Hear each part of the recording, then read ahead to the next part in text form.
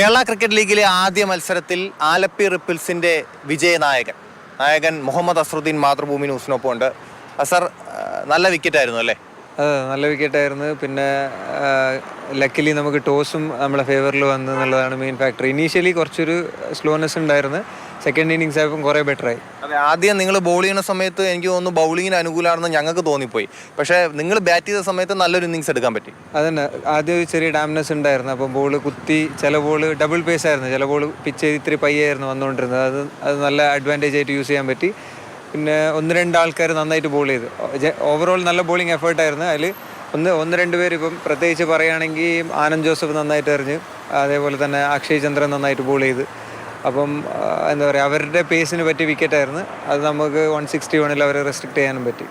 K പിയുടെ wicket ആദ്യം പോയെങ്കിലും പിന്നെ വിനൂപ് നല്ല പിന്തുണ നൽകി അല്ലേ? അതെ, വിനൂപ് കെ പിക്ക് ശേഷം അക്ഷയ് ശിവ ഔട്ടായി. എന്നാലും വിനൂപ് വന്ന് കുറച്ച് പോസിറ്റീവായിട്ട് ബാറ്റ് ചെയ്തപ്പം കുറേ പ്രഷർ മാറി കിട്ടി. എന്തായിരുന്നു ടാക്ടിക്സ് ഇന്നത്തെ നിങ്ങളുടെ? ബോൾ ചെയ്യുന്ന സമയത്ത് സത്യം പറഞ്ഞു കഴിഞ്ഞാൽ 180 ആയിരുന്നു മനസ്സിൽ. 180 വരെ ആ വിക്കറ്റിൽ ചേസബിൾ ആണെന്നായിരുന്നു എൻ്റെ മനസ്സിലുണ്ടായിരുന്നത്. ബോളേഴ്സ് നന്നായിട്ട് തന്നെ റെസ്ട്രിക്ട് ചെയ്ത്, അതിൽ കുറേ താഴെ റെസ്ട്രിക്ട് ചെയ്ത് തിരിച്ച് ബാറ്റ് ചെയ്യുന്ന സമയത്ത് ഇന്നിങ്സ് പേസ് ചെയ്യുക എന്നുള്ളതായിരുന്നു. എന്ന് വെച്ചാൽ ഒരു മിനിമം ഒരു 15 ഓവർ വരെ ബാറ്റ് ചെയ്യണം എന്നുള്ളൊരു സ്ട്രാറ്റജിയിലായിരുന്നു. ഞാൻ ജനറലി ഇൻസ്റ്റിങ്ക്റ്റ് ആയിട്ട് ബാറ്റ് ചെയ്യുന്ന ഒരാളാണ്. ഞാൻ നേരത്തെ പ്രീ പ്ലാൻഡ് ആയിട്ട് അടിക്കുന്ന അടിയൊന്നുമല്ല. ബോൾ കണ്ട് എൻ്റെ ഒരു ഇൻസ്റ്റിങ്ക്റ്റ് ആയിട്ടുള്ള ഒരു അടിയൊക്കെയാണ്. അപ്പോൾ എനിക്കറിയാം ചില ബോൾ എൻ്റെ ആർക്കിൽ വന്നു കഴിഞ്ഞാൽ ഓട്ടോമാറ്റിക്കായിട്ട് അടിച്ചോളും എന്നുള്ളത്.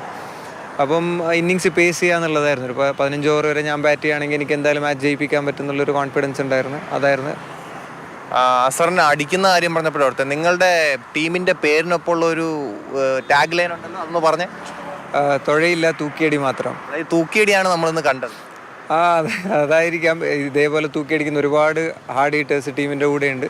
അപ്പം ആരെങ്കിലൊക്കെ ആയി പെർഫോം ചെയ്ത് മാച്ച് ജയിക്കുക എന്നുള്ളതാണ് ഏറ്റവും ഇമ്പോർട്ടൻറ്റ്. ഈ മാച്ച് ഡേ ആയിരുന്നു, അടുത്തത് ഫ്ലഡ് ലൈറ്റിലാണ്. അതെ, നൈറ്റാണ് മാച്ച്. അപ്പം അതിൻ്റേതായ ചില ചലഞ്ചിങ് ആയിട്ടുള്ള ചില കാര്യങ്ങളും ഉണ്ടാകും. പക്ഷേ എല്ലാം ഓവർകം ചെയ്യുക എന്നുള്ളത് മാത്രമേ ഉള്ളൂ.